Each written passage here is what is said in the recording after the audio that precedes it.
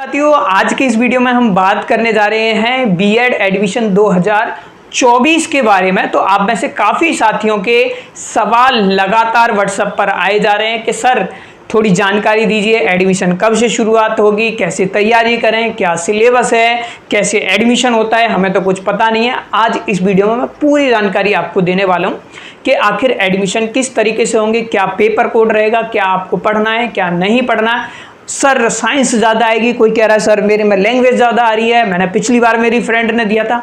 आपके मन में भी ऐसे बहुत से सवाल चल रहे होंगे, लेकिन यकीन मानिए इस वीडियो को देखने के बाद आपके सारे डाउट्स जो है वो एकदम क्लियर हो जाएंगे। वीडियो थोड़ा सा बड़ा रहेगा, आप शुरू से लेकर एंड तक अवश्य देखिए। सबसे पहले सवाल के बारे में बात करें, दिल्ली यूनिवर्सिटी की हम बात कर लेते हैं, क्योंकि आप सभी को ये बहुत अच्छे से पता है कि अब चाहे आप डीयू से बीएड करना चाह रहे हैं, चाहे आप आईपीयू से, चाहे बीएचयू से करना चाह रहे हैं, तो मोस्टली यूनिवर्सिटी जो है वो अब सीयूटी पीजी के माध्यम से क्या करती हैं, अपना एडमिशन यानी दाखिला लेती हैं। यानी कि आपको क्या करना पड़ेगा, आपने ग्रेजुएशन कर ली, ग्रेजुएशन के बाद जो भी आपके मार्क्स आए, अभी मैं बताऊंगा कितने नंबर चाहिए, 50, 55 किसको चाहिए, उसके बाद आपको क्या करना है, सीयूटी पीजी का एप्लीकेशन फॉर्म फिल करना है। कब से फॉर्म होंगे ये भी अभी बताने वाला हूं। तो सीयूटी पीजी का एप्लीकेशन फॉर्म फिल करोगे, उसमें आपके सबसे बेस्ट स्कोर रहेगा, जिसका भी अच्छा जैसा परफॉर्मेंस रहेगा उस बेस पर क्या है आपकी कट ऑफ जो है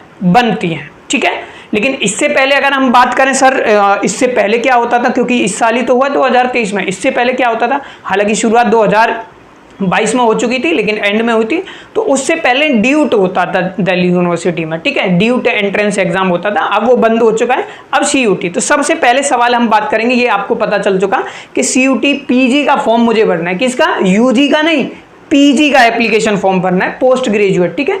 तो सबसे पहले हम बात थोड़ी सी कर लेते हैं एडमिशन के बारे में। बताऊं, सबसे पहले सवाल आपके मन में ये आता है कि आखिर एडमिशन का फॉर्म कहां से भरा जाना है और कब हो। तो देखो, ये है official website common university entrance test CUET PG के लिए। इस ऑफिशियल वेबसाइट पर जब आओगे तो देखो यहाँ पर सीयूटी पीजी 2023 रिजल्ट क्लियर लिखा हुआ है। सेम इसी तरीके से 2024 के जब एडमिशन शुरू होंगे, कब से होंगे वो मैं बताऊंगा।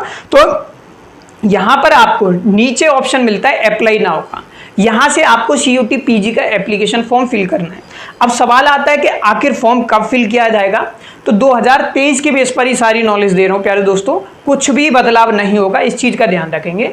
सबसे पहला सवाल यही आता है कि आखिर सर एप्लीकेशन फॉर्म की शुरुआत कब होगी और कितनी फीस होगी एप्लीकेशन फॉर्म की। तो देखिए, अगर हम बात करें 2023 की, तो आपके एडमिशन की शुरुआत जो हो गई थी वो मार्च में हुई थी, ठीक है। तो हम संभावित डेट 2024 के लिए भी अगर मैं प्यारे दोस्तों आपको बताऊं, तो 2024 में भी आपकी डेट, जैसे देखिए online submission of online application 2023 की अगर हम बात करें तो वो 20/3/2023 से 19/4/2023 यानी कि लगभग 1 महीने आपके एप्लीकेशन फॉर्म फिल किए गए थे। तो अगर मैं बात करूं 2024 में संभावित डेट है कि आपके जो फॉर्म आएंगे वो भी आपके क्या है, मार्च में आने की पूरी संभावना है। क्लियर। लास्ट डेट भी उन्होंने 19/4 दे रखी थी, तो मार्च में ही आएंगे, किसी भी डेट को आएंगे वो हमारे चैनल पर आपको डिटेल मिलती रहेगी, आप सब्सक्राइब कर लीजिएगा चैनल को। अब बात आती है एप्लीकेशन फॉर्म की फीस क्या रहेगी। तो देखिए, अब अगर हम जनरल की बात करें तो यहाँ पर अलग अलग फीस आपको प्रोस्पेक्टस में दिखाई देती है, लेकिन ध्यान रखना है ग्रेजुएशन के बाद मेरे पास, जैसे 12th के बाद हमारे पास रास्ते होते हैं 2-3 कि मैं कॉमर्स लूँ, आर्ट्स लूँ या साइंस लूँ। सेम इसी तरीके से हमारे पास ग्रेजुएशन के बाद भी कुछ रास्ते खुलते हैं, कुछ बीएड के लिए जाते हैं, कुछ बीएड स्पेशल भरेंगे, कुछ आप में से ऐसे साथी होंगे जो मास्टर्स करना चाहेंगे, जैसे बीए प्रोग्राम वाले होंगे, कोई भाई इकोनॉमिक्स करेगा, कोई हिंदी करेगा, मुझे नहीं पता है कि आप क्या करने वाले, पॉलिटिकल साइंस करेगा। यानी एप्लीकेशन फॉर्म एक से ज्यादा हम भर सकते हैं, जिसके लिए हम क्या है, योग्य हैं, ठीक है। अब अगर हम बात करें तो यहां पर देखिए इन्होंने सिंपल सी फीस बताई हुई है कि अगर हम फीस की बात करें, तो इन्होंने ये बताया हुआ है कि भाई अगर हम बात करें application fee for up to 3 test paper, 3 test paper अगर आप भर रहे हो, यानी कि 3 फॉर्म हम भर लेते हैं। मान लो भाई आप बीए का मास्टर्स का भर रहे हो कि एमए करना चाहते हो, आप बीएड का भर रहे हो, या आप LLB का भर रहे हो, तीनों ले लियो, तो तीनों कोर्स की जनरल कैंडिडेट की फीस कितनी होगी? 1000 रुपये होगी। ठीक है भाई, फीस में थोड़ा सा चेंजेस भी हो सकता है, इस चीज को ध्यान रखेंगे। OBC जनरल EWS वालों की 800 रुपये है, SC ST के लिए 750 रुपये, PWD के लिए 700 रुपये। फीस अगर हम बात करें फॉर एडिशनल टेस्ट पेपर उसके लिए एडिशनल की 500, 400, 400, 400 ये फीस बताई हुई है, यानी कि और ऐड ऑन करना चाहते हो तो। ठीक है, अब अगर हम बात करें यहाँ पर, सॉरी ये थोड़ा सा मूव हो गया तो दोबारा से PDF ओपन कर लिया, तो देखो, तो ये इंडिया वालों के लिए, इंडिया का मतलब यही है, मतलब हम सभी के लिए। ठीक है, तो आपको पता लग गई फीस की। अगर हम बात करें तो 1000 रुपये आप मान लीजिए। उसके अलावा आउटसाइड ऑफ इंडिया के लिए, उनके लिए 500 रुपये 3 टेस्ट की है, और पर टेस्ट एड ऑन उन्होंने बताया हुआ है एडिशनल के लिए 1500 रुपये। ठीक है, तो ये फीस आपकी क्या है होने वाली है। तो एप्लीकेशन फॉर्म की पता लगी कब से शुरुआत होंगे क्या है। अब दूसरी बात करते हैं एप्लीकेशन फॉर्म। अब सवाल आता है कि आखिर क्वेश्चन पेपर जो होता है वैसे 100 नंबर का ही होता है, तो उसमें हम बात कर लेते हैं। आपने ये अमूमन सुना होगा, कुछ आप में से कहते हैं सर मेरी फ्रेंड ने दिया था उसके में साइंस ज़्यादा आई थी, सर मेरी फ्रेंड ने दिया था उसके में लैंग्वेज ज़्यादा आई थी। सिंपल सी बात ये है, अलग अलग कोड बने हुए हैं कोर्स के लिए, और जिसमें आपने ग्रेजुएशन किया हुआ है, एज पर एक्सपीरियंस बता रहा हूँ। जैसे पिछली बार एक बच्चा था, उसने हिंदी ऑनर्स कर रखी थी, तो उसके में देखा गया था कि पार्ट ए में तो क्वेश्चन आए ही आए थे, उसके अलावा ज़्यादातर क्वेश्चन जो है वो हिंदी लैंग्वेज से पूछे गए थे। ये मैं अनुभव के आधार पर बता रहा हूँ आपको।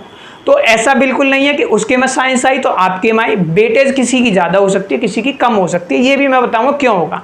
लेकिन हम जनरल एज पर जो अगर पेपर हुए हैं, जो एक्सपीरियंस मेरा भी है, उनके आधार पर मैं आपको बताता हूँ कि CUT PG में अगर हम बात करें तो CUT PG की अगर हम बात करें क्या क्या पूछा जाता है। देखो, मैंने आपको बताया था, मैं DU के बारे में बता रहा हूँ, वैसे चाहे आपका BHU है उसमें भी यही होता है।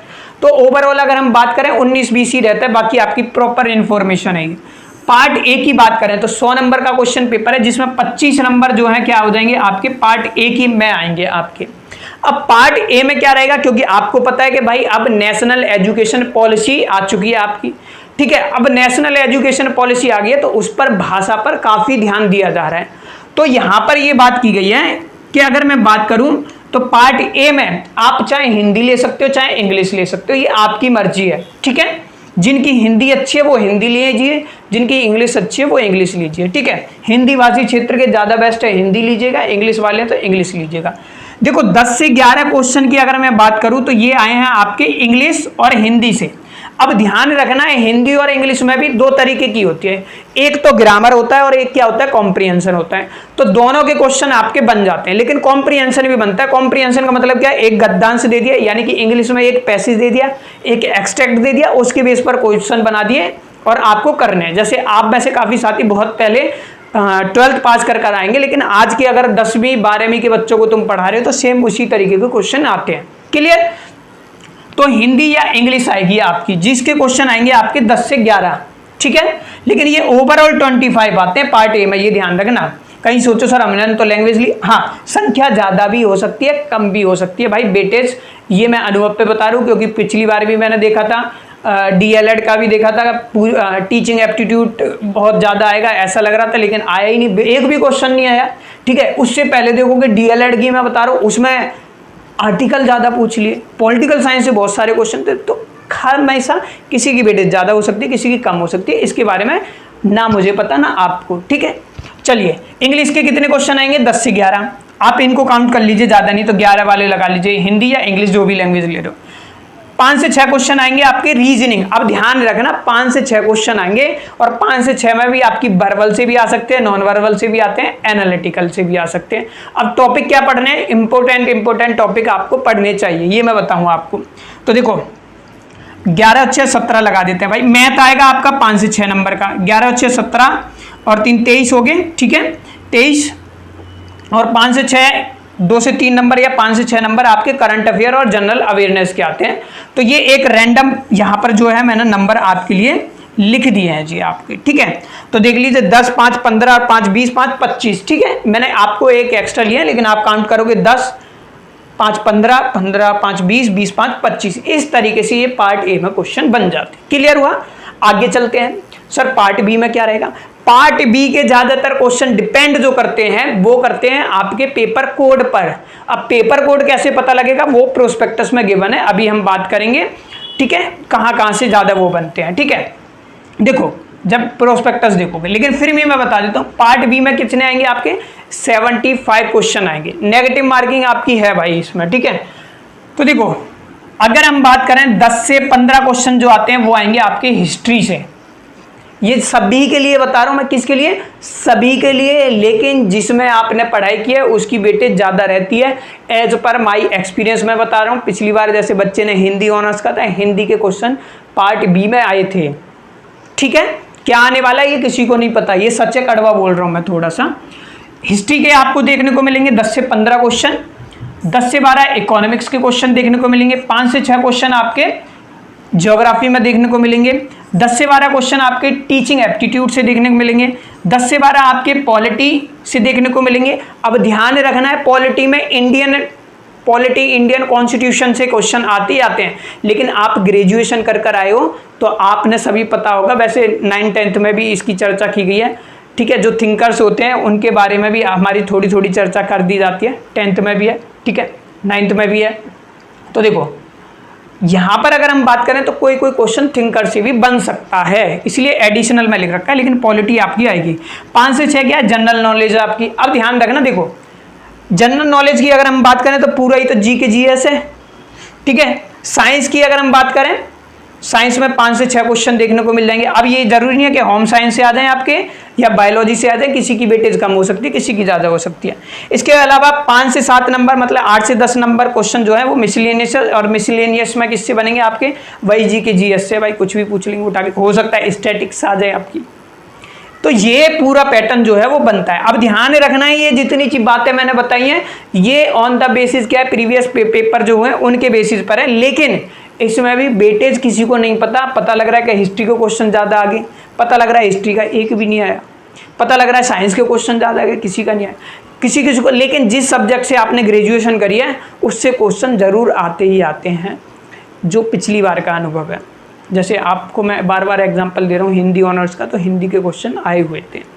क्लियर हुआ यहाँ तक बात। अब कर लेते हैं थोड़ा सा बात किसके बारे में, सर थोड़ा सा हमें ये तो बता दो पेपर कोड क्या रहेगा, कैसे सब्जेक्ट सिलेक्ट करना। ये बहुत अच्छी बात है आपकी और पता होना चाहिए आपको, इतना पता लग गया आपको।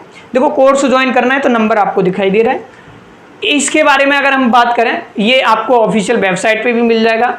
सबसे पहले हम बात करेंगे बीएड के बारे में कि कॉलेज कितने हैं। तो कॉलेज की अगर मैं बात करूं आपकी, तो देखो कॉलेज के बारे में अगर मैं आपको बताऊं तो देखो यहाँ पर कॉलेज की सबसे पहले डिटेल जान लो कि डीयू में कॉलेज कौन कौन से हैं। तो देखो सबसे पहले मेन डिपार्टमेंट आपका भाई CIE है, ठीक है।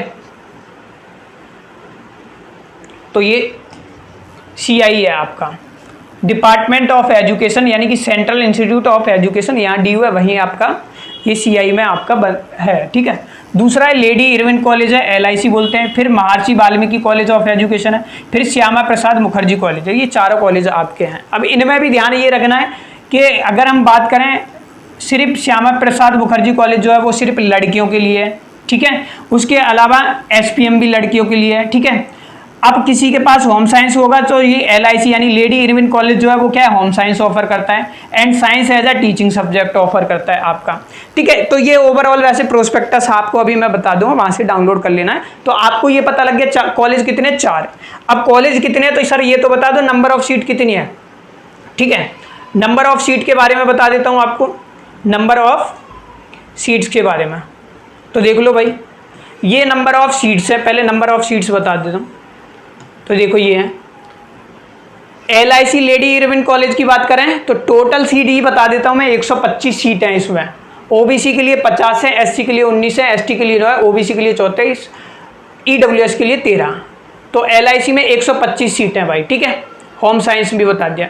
CIE में अगर हम बात करें तो अलग अलग हॉल है। साइंस के लिए जैसे 32 है, मैथ के लिए 8 है, लैंग्वेज के लिए 30 है, सोशल साइंस के लिए 48 है, कॉमर्स के लिए 7 है, और टोटल बन जाती है आपकी 125, ठीक है। अलग अलग कैटेगरी वाइज अभी मैं आपको ये आप ऑफिशियल वेबसाइट से कैसे डाउनलोड करना है वो मैं आपको बता दूँगा।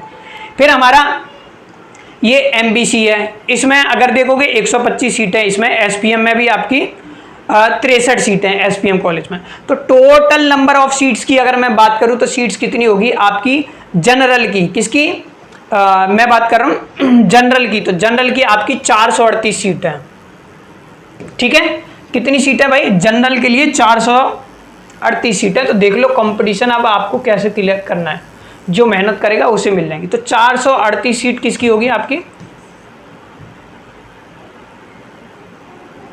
ये होगी टोटल नंबर ऑफ सीट भाई, ध्यान रखना है। ठीक है, किसके लिए टोटल सीट्स आपकी होगी। उसके बाद अनरिजर्व के लिए बात करें तो 175 सीटें हो जाती हैं हमारी। एससी के लिए बात करें तो 166 सीटें, 32 जो है वो है हमारी एसटी के लिए, ओबीसी के लिए 119, ईडब्ल्यूएस के लिए 46। ठीक है, तो इस तरीके से सीट्स कितनी बन जाती हैं, ये जनरल मत करना भाई यहाँ पर, मतलब टोटल नंबर ऑफ सीट्स हैं ये, टोटल सीट्स कितनी है 438। ठीक है, टोटल नंबर ऑफ सीट्स कितनी है 438 है। 438 में से सबसे पहले हम बात कर लेते हैं जनरल वालों की। तो 438 में से जनरल कैटेगरी की सीट्स जो हैं वो हैं आपकी, मैं यहाँ पर लिख देता हूँ, जनरल कैटेगरी की सीट है आपकी 66।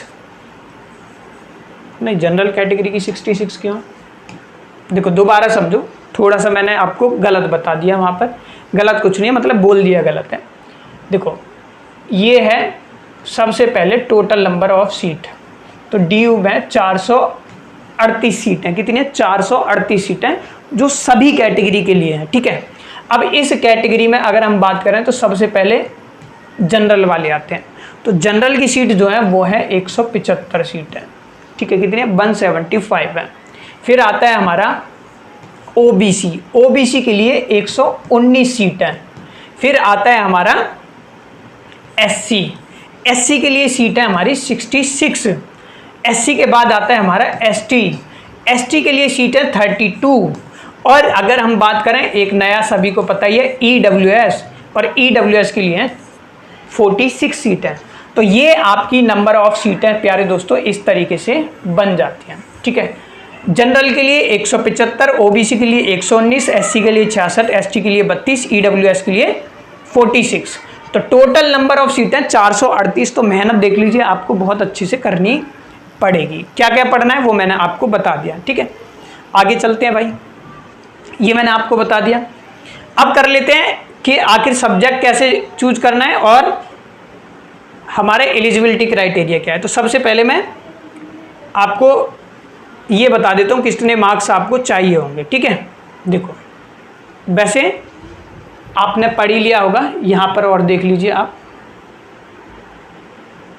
देखो A1 कैटेगरी, A2 इसमें हम रखेंगे। A1 एलिजिबिलिटी की एंट्रेंस कैटेगरी में हम बात करते हैं, candidate with at least 50% marks in aggregate either in bachelor degree and और in the master degree in science, social science, humanities, commerce और any other qualification equivalent thereto eligible for admission in the programme. यानी दो category में हम इन्होंने education qualification को DU में admission यानी बीएड में एडमिशन लेने के लिए डिवाइड किया हुआ है। एक कैटेगरी 1 है, एक कैटेगरी 2 है। तो सबसे पहली 1 कैटेगरी में जो कैंडिडेट आएंगे वो कैंडिडेट आएंगे जिन्होंने क्या है, या तो अपनी ग्रेजुएशन कर रखी हो या मास्टर कर रखी हो, किसमें, इसमें कर रखी हो कैटेगरी 1 में, science, social science, humanities, commerce वाले आएंगे भाई। ठीक है, जैसे आप में से काफ़ी साथियों ने बीए किया होगा, बीकॉम किया होगा, वो वाले कैंडिडेट आएंगे, या किसी ने मास्टर्स किया होगा। तो सबसे पहले 1 कैटेगरी में क्या हो गया, ए कैटेगरी में A1 है ना, मतलब कैटेगरी 1 में भी क्या है, ए है, पहले वो कैंडिडेट आएंगे, उनके नंबर होने चाहिए 50%। यानी कि अगर आपने क्या करी है, बैचलर डिग्री करी हुई है आपने या मास्टर करी हुई है, किसमें, साइंस में होगी, सोशल साइंस में होगी, या ह्यूमैनिटी या कॉमर्स में, तो आपके परसेंटेज कितने होने चाहिए 50%। इनकेस अगर A2 कैटेगरी में आते हैं, जिन्होंने क्या है, कैंडिडेट ने किसी ने इंजीनियरिंग कर रखी है या टेक्नोलॉजी कर रखी है, ठीक है, या स्पेशलाइज साइंस और मैथमेटिक्स में आपके उनके मार्क्स जो होने चाहिए वो 55% होने चाहिए। पहली कैटेगरी में ध्यान रखो, अगर आपने बीए वगैरह की हुई है, बीए बीएससी है, या आपने कॉमर्स की हो, तो आपके कितने नंबर होने चाहिए, पहली कैटेगरी में 50%। दूसरी कैटेगरी में क्या होने चाहिए, जिन्होंने क्या है भाई इंजीनियरिंग या टेक्नोलॉजी कर रखी है, उनके 55 होने चाहिए। Specialize social science and mathematics में 55%, ठीक है जी, 2014 के अकॉर्डिंग है। आगे जब एडमिशन वो होंगे तो मैं आपको और बता दूंगा। फिर आ जाते हैं हमारा दूसरा पार्ट बी में। पार्ट बी में क्या हो जाएगा, the candidate will have to choose one subject category respect CUT paper from table 1 which candidate must have study in qualifying degree, bachelor's degree in master degree at least 200 marks और at least 12 credit as UGC guidelines related CBSE course. Category 1 में बता दिया क्या qualification चाहिए, लेकिन इसके बावजूद भी आपको क्या चाहिए प्यारे दोस्तों, इसके बावजूद भी आपके पास आपने डिग्री में या तो आपने डिग्री करी है यानी ग्रेजुएशन करी है या मास्टर की हुई है आपने, उसमें आपने वो सब्जेक्ट जो है लगभग 200 नंबर का पढ़ा हुआ होना चाहिए, ये इनकी बात कही गई है। या हमें पता है कि CGP सिस्टम हुआ है तो आपके पास लगभग 12 क्रेडिट होने चाहिए एज पर CBSE, ठीक है। अब उसमें भी क्या है, इलेक्टिव कोर्स है F10, इसमें भी क्या है 50% मार्क्स होने चाहिए। तो ये आप प्रोस्पेक्टस को और पढ़कर मतलब डाउनलोड कर देख सकते हो। क्लियर हुआ ये बात, ठीक है। तो यही कैंडिडेट जो है भाई कंसीडर किए जाएंगे फाइनल प्रिपेयरिंग मेरिट लिस्ट में। अगर इनको आप क्वालिफाई नहीं करते तो आपकी दिक्कत आपको हो सकती है, ठीक है। तो ये आपकी कैटेगरी मैंने दोनों बता दिए, कैटेगरी 1 में 1, 2 ये कर दिया। अब मैं फटाफट से थोड़ा सा जान लेते हैं हम, वैसे कोड के बारे में और बता देता हूँ कि सब्जेक्ट कैसे चूज करना है। तो देखो, अब मान लीजिए आप हैं सोशल साइंस में करना चाहते हो, तो देखो सोशल साइंस में आप क्या करोगे, ये एक होगा पेडागोजी सब्जेक्ट 1 और दूसरा जिसको हम कहते हैं पेडागोजी 2 भी कहते हैं। तो सोशल साइंस मान लीजिए आप सिलेक्ट कर रहे हो, तो सोशल साइंस में आपने इनमें से कोई सब्जेक्ट जरूर पढ़ा होगा, इकोनॉमिक्स पढ़ी होगी, ज्योग्राफी पढ़ी होगी, history, pol science, social science, psychology या सोशोलॉजी। तो ध्यान रखना है सोशल साइंस वाले में साइकोलॉजी और इसको भी काट रहा हूँ क्योंकि इस पे स्टार लगा रखा है, पढ़ लेना यहाँ पर। तो आपने सोशल साइंस में बहुत से बच्चे ऐसे करते हैं इकोनॉमिक्स हिस्ट्री के साथ करते हैं, कोई इकोनॉमिक्स पॉलिटिकल साइंस के साथ, कोई पॉलिटिकल इकोनॉमिक्स या पॉलिटिकल हिस्ट्री। तो इनमें से आपने जरूर सब्जेक्ट आपने चूज किया होगा। ग्रेजुएशन में सोशल साइंस कर रहे हो तो आपके पास इकोनॉमिक्स होगी, ले सकते हो, ज्योग्राफी भी ले सकते हो, history, pol science, social science, यानी इनमें से कोई भी आप सब्जेक्ट को चूज कर सकते हो। बस शर्त यह है कितने मार्क्स का पढ़ा होना चाहिए, 200 मार्क्स का जो पहले आपको गिवन है, ठीक है। उसके बाद मान लीजिए कुछ बच्चे आप में से साइंस वाले होंगे, साइंस वालों ने पढ़ा होगा बायोलॉजी, केमिस्ट्री, इंटीग्रेटेड या फिजिक्स, तो इसमें से ले सकते हैं। मैथ वालों के लिए कोई चॉइस नहीं है, मैथ का मैथ ही दे रखा है यहाँ पर, बाकी स्टार करके पढ़ लेना। कॉमर्स वालों के लिए भी यहाँ पर यही बता रखा है, पंजाबी, उर्दू और इनके लिए भी ये, होम साइंस वालों के लिए होम साइंस। तो कन्फ्यूजन आपको कुछ होना नहीं चाहिए, सिंपल सी बात इन्होंने बताई हुई है। दूसरी बात अगर हम करें तो दूसरी बात की अगर मैं आपको बात करूं तो आप यहां पर देख पाओगे, हाँ इसके लिए बाकी आप ऑफिशियल वेबसाइट को और देख सकते हैं, बाकी कोई दिक्कत नहीं है। बस इन्होंने ये स्टार जो लगा रखे हैं ये बताया हुआ है, जैसे कोई बच्चा साइकोलॉजी ऑफर कर रहा है तो भाई CI और SPM में मिलेगा, सोशोलॉजी है तो वो ऑफर आपको CI में करी जाएगी, पंजाबी है तो वो MPC है ये, ठीक है। तो ये आपकी वो है, क्लियर। तो ये चीज़ें, बाकी वीडियो ऑलरेडी इतना बड़ा हो चुका है, मैंने आपको सारी चीज़ें ऑलमोस्ट बता दी हैं जो आपके लिए ज़रूरी है। अब आप तैयारी करना चाह रहे हो तो 9136654422 उस पर नोट्स की फीस आपकी 499 रुपये है मात्र, ठीक है, 499 रुपये है। अच्छे से क्या करना है, आपको डेमो क्लास देखनी है, अच्छे से आपको नोट्स देखने हैं, आप व्हाट्सअप करोगे आपको डेमो भेज दिया जाएगा। पसंद आता है तो आप ले सकते हैं, बाकायदा हम जो है एंड तक वैसे हेल्प आपकी करते हैं। तो आज के लिए ये था इतना वीडियो, मैं मिलता हूँ आपसे नेक्स्ट वीडियो में। कोई भी जानकारी आपको और लेनी है तो हमेशा से कंसीडर करता हूँ आप ऑफिशियल वेबसाइट पे जाओगे वैसे यहाँ पर, तो यहाँ से आप इस प्रोस्पेक्टस को डाउनलोड कर सकते हो। हालांकि हमने व्हाट्सएप पे भी सबको शेयर किया हुआ है, जो नंबर आपको स्क्रीन पर दिखाई दे रहा है, ठीक है। तो CI की ऑफिशियल वेबसाइट से ये डाउनलोड आप कर सकते हो या टेलीग्राम पर भी मैं उपलब्ध करा दूँगा, ठीक है। अभी तो वेबसाइट नहीं चल रही थी, नहीं मैं यहाँ से डाउनलोड कर भी आपको दिखाता, ठीक है। तो मिलेंगे आपसे नेक्स्ट वीडियो में। होपफुली इस वीडियो से आपको काफ़ी हेल्प मिली होगी। फिर भी इसके अलावा कोई डाउट हो चुका है तो ऑफिशियल वेबसाइट है आपके पास, उससे ले सकते हैं, CUT की ऑफिशियल वेबसाइट, या फिर आप कमेंट कर पूछ सकते हैं। Thank you for watching.